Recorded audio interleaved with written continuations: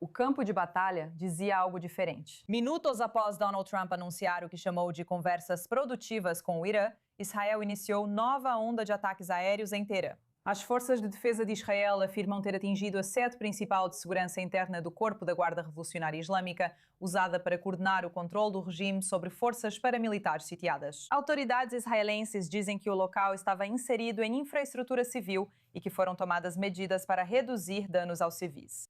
O momento, claro, é marcante aqui. Enquanto os Estados Unidos sinalizam uma possível saída diplomática, Israel parece estar intensificando a pressão militar. Agora vamos conversar com o nosso convidado, Walid Fares, que está conosco. Ele é especialista em política externa e autor de Jihad do Futuro. E também está em Washington, corrente contínua.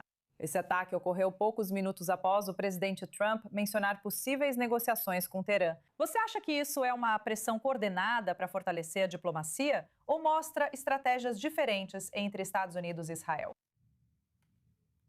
Bem, seja como for, basicamente, se dois aliados têm pontos de vista divergentes, como os britânicos e os Estados Unidos durante a Segunda Guerra Mundial, isso aconteceu muitas vezes. Apesar disso, se houver algum cessar-fogo ou acordo para resolver, isso não será visto no campo de batalha. Mesmo que seja verdade, mesmo que as conexões estejam acontecendo neste momento, sempre levariam tempo para que os ataques, incursões e operações diminuíssem e depois terminassem. Mas, na minha perspectiva, vejo que ainda não há sinais de que o regime islâmico no Irã esteja se preparando para uma grande mudança, porque isso não se tratará de um cessar-fogo. Vai se tratar, como o presidente mencionou, da resolução da questão? Já teríamos visto sinais e indícios do regime ou dos níveis inferiores do regime neste momento.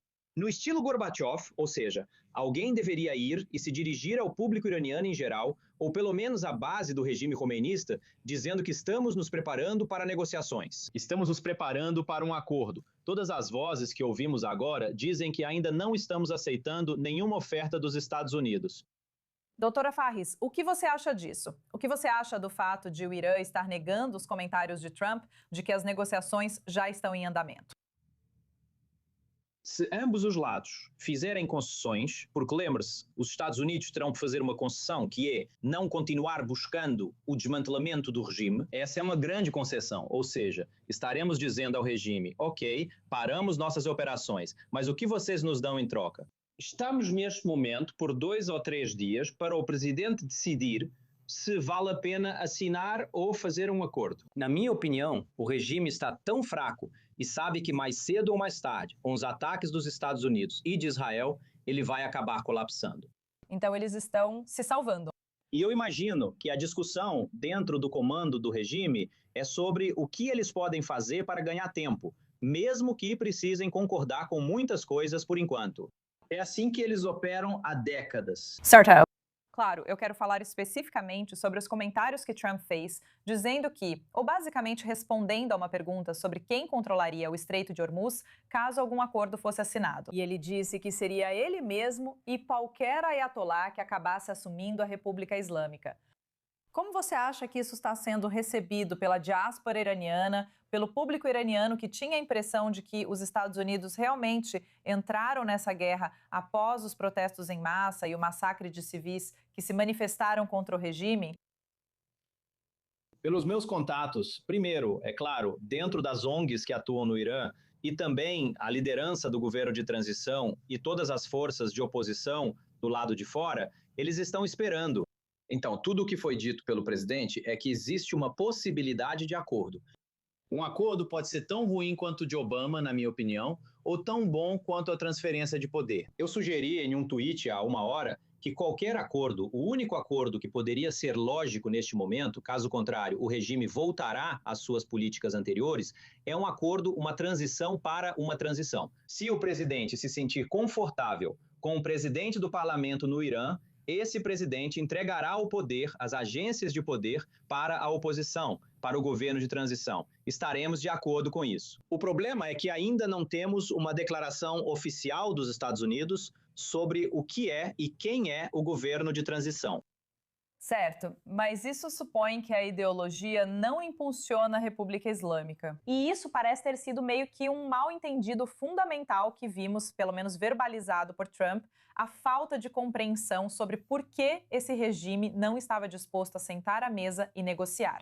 Existe algum cenário em que haveria alguém dentro do governo neste momento? Obviamente sabemos que dos que restaram ainda são linha dura, que estariam dispostos a entregar o poder para a oposição.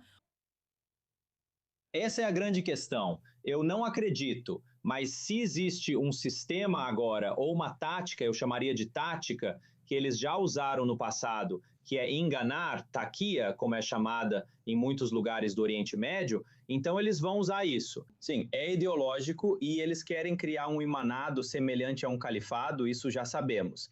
Mas para isso, precisam sobreviver como regime. Então o preço que eles vão pagar pode ser um preço muito alto e pesado, mas a única coisa que eles não podem fazer é realmente transferir o poder para o povo, para as famílias das pessoas que eles mataram. Lembre-se, agora já se passaram a morte de 50 mil, 40 mil, seja qual for o número. Então isso vai ser muito difícil para a oposição interna, a diáspora e o governo de transição aceitarem um acordo assim, sem a única coisa que eles querem, que é que o regime saia. Então, é muito difícil. Pergunta final e rápida para você, doutora Ferris, é realmente sobre o Hezbollah no Líbano neste momento. Obviamente, eles têm sido o grupo proxy mais forte da República Islâmica. Nós vimos eles significativamente enfraquecidos após anos de ataques israelenses desde 7 de outubro, ou melhor dizendo, 8 de outubro.